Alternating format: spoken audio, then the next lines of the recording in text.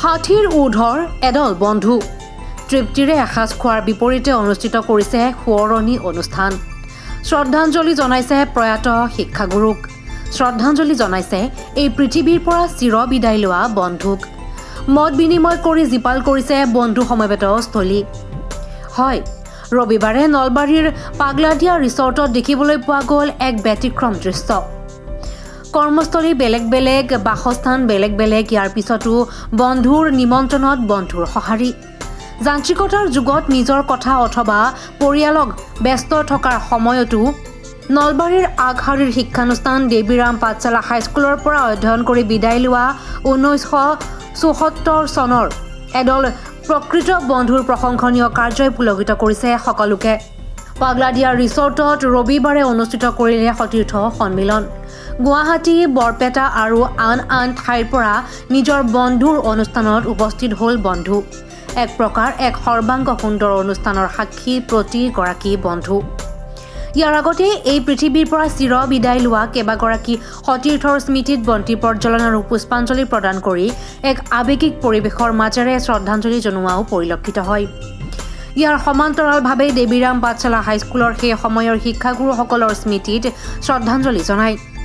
এক প্ৰকাৰ এক গাম্ভীৰ্যপূৰ্ণ সতীৰ্থ সন্মিলন অনুষ্ঠিত কৰি নৱ প্ৰজন্মক এক আদৰ্শ দেখুৱালে হাতীৰ উৰ্ধৰ এডল প্ৰকৃত বন্ধুৱে। উক্ত অনুষ্ঠানত প্ৰতিগৰাকী বন্ধুৱে নিজৰ নিজৰ ঘাত প্ৰতিঘাত কঠিন পৰিস্থিতিৰ কথা সুঁৱৰি মত বিনিময় কৰা দেখা যায়। সঁচাকৈয়ে নলবাৰীৰ পাগলাদিয়া ৰিচৰ্টত হাতীৰ উৰ্ধৰ এডল বন্ধুৰ কেনেধৰণে অনুষ্ঠানটো আয়োজন কৰিলে? মানে ধৰক আজিৰ পৰা মোটামুটি 57 বছৰ আগত যিটো সময়ত আমি পাঠশালা স্কুলৰ বেৰ ভাঙি মানে বেৰৰ পৰা ওলাই আহি পেলাই এখন খুব ডাঙৰ শিক্ষানুষ্ঠান নলবাৰীত লেখত ল'বলগীয়া শিক্ষানুষ্ঠান দেৱীৰাম পাঠশালা হাইস্কুলত আমি আজিৰ গোট খোৱা সতীৰ্থখিনি লগ লাগিছিলোঁ, তাতেই পঢ়া আৰম্ভ কৰিছিলোঁ।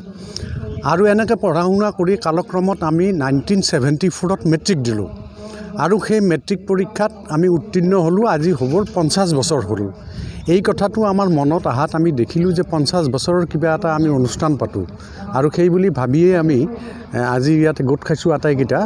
আমাৰ বেটছত আছিলে মোটামুটি 60জনমান আছিল, আজি ধৰক 45জনমান আমি গোট খাইছোঁ। বাকী আমাৰ মাজৰ পৰা 16জন কিন্তু আমাৰ নেদেখাজনৰ ওচৰলৈ গুচি গৈছে। ঠিক তেনেকৈ 18-19জন আমাৰ শিক্ষাগুৰু আছিল, তাৰ পৰাও 16জনমান আমাৰ পৰা গুচি গৈছে। গতিকে তেওঁলোককো আমি শ্ৰদ্ধা জনাইছোঁ। আজি সতীৰ্থখিনিক শ্ৰদ্ধা জনাইছোঁ। আমাৰ কৰ্মচাৰী যিখিনি আছিল সেইখিনিকো আমি শ্ৰদ্ধাৰ ব্যৱস্থা কৰিছোঁ আজি।